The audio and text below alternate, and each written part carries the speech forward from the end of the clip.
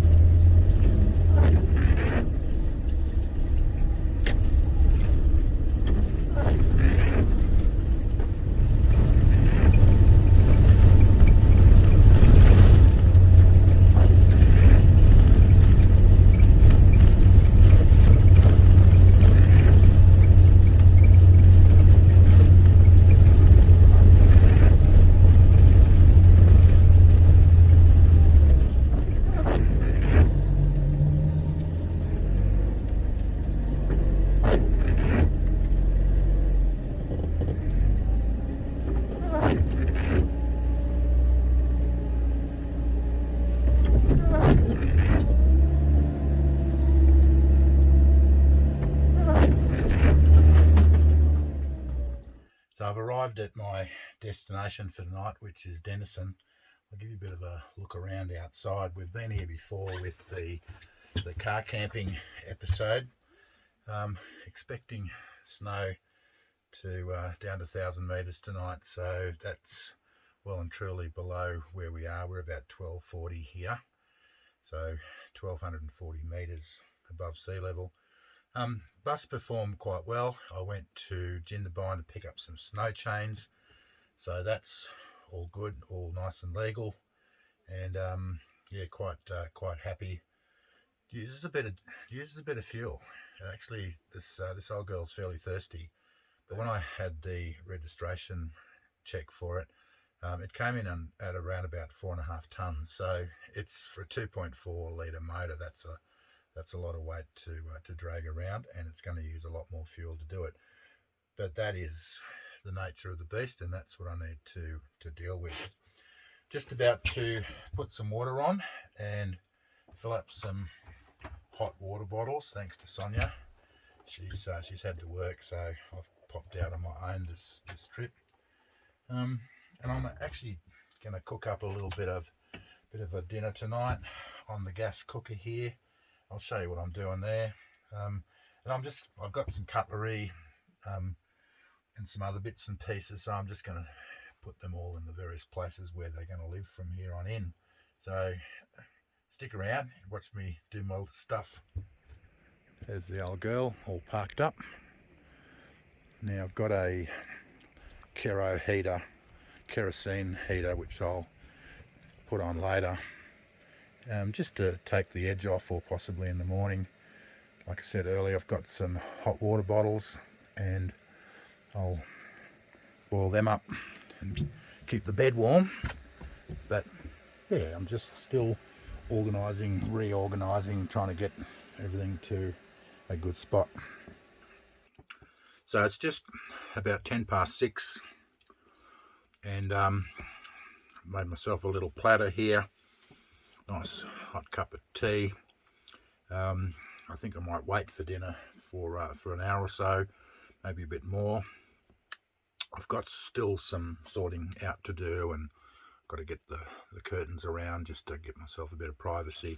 And I've got enough battery here. I'm actually charging this phone that I'm filming from, and my watch,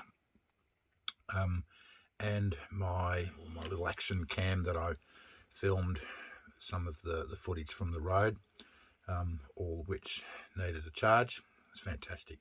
So really excited, really enjoying this little platter here. I love the dolmades, beautiful little cherry tomatoes, and fantastic cheese.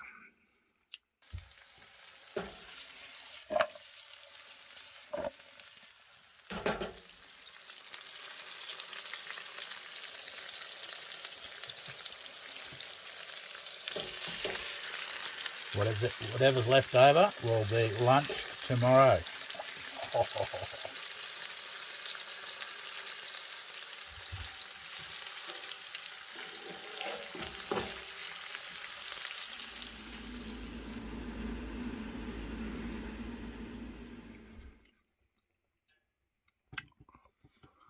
It's pretty good, actually. Beautiful. Chicken mignon with broccoli, carrots and beans, cooked in the old girl up here in Denison. Fantastic.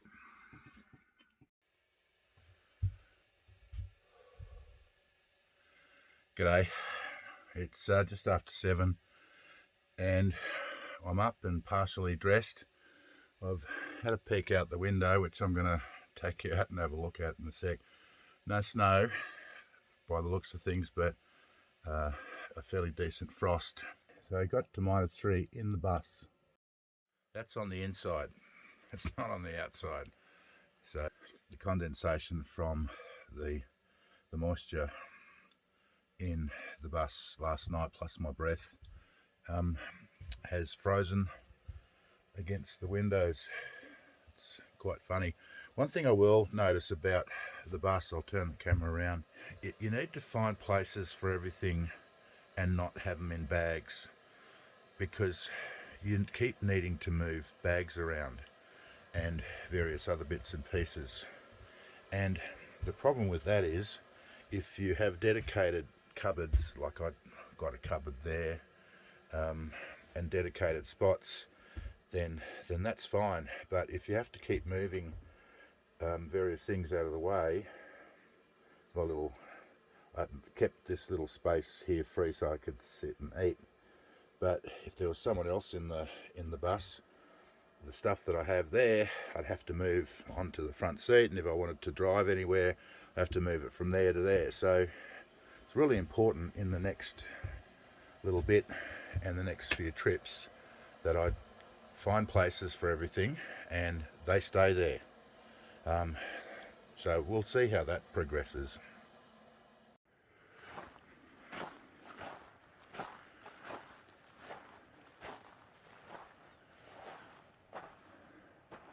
There's snow on the far hills there. Like I said, none down here.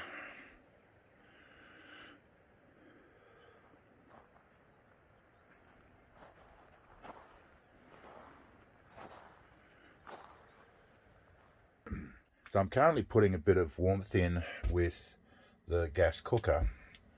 It's arguably the easiest thing to do.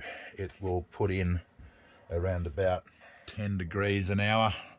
I started making coffee a little while back and had the cooker on, and the sun hadn't hit the back of the bus as it is now, and that little one burner I've had on and off for most of the morning. It's attached to a gas bottle that I can just take out and refill. It's not that expensive. My other option is a kerosene heater, which I've mentioned. Well, the only problem with that I can see are the fumes, and it burns very warm, and just to keep enough skylights open or vents open, they don't deplete all your oxygen. Even with this little burner here, I have a vent crack here and one at the back, just to make sure there's enough oxygen for me to breathe, because as we know, the fire triangle needs oxygen as well as heat and a fuel source. So fuel source is kero, heat is what it produces, and then the oxygen. There's a little tip for you. One conspicuous absence on the side of the bus is the awning. Now, when I bought the bus, I noticed the back bracket was came apart as we tried to put it down, and I asked for it to be repaired and was told that it couldn't be repaired, unfortunately. But once I started looking at it and seeing what I could do to fix it, I noticed that it was so unstable, and once we started pulling the brackets off, had seen that been multiple attempts at repairing this very heavy awning. It's probably about 50-60 kilos over what I can only imagine as some years. It was quite a mess, and I decided to just pull it off and find an alternative. Now I'm ordering some high reach roof racks. As you can see, the distance from the gutter to the top of the bus is quite a bit, and I need a certain type or a certain length of roof rack to get up over that to put some bars on. I might be able to get an awning onto that. Problem is, I can only reach about this high, and suddenly you can't reach that high, having to carry a ladder on top of all the other stuff that we've got could be problematic. A step ladder isn't going to get us very far, especially to try to get an awning out. So I have to find an alternative. I'm sure there's something out there. Initially I thought I'd get one of the awnings that you can put inside a little track with a bead, but I don't have enough space for that and the roof racks, so I'm struggling here. If you can think of anything, please put it in the comments. I'd love to hear some ideas. The other reason I'm getting the roof racks is because if you're a regular watcher of the channel, you'll know that we enjoy our kayaking.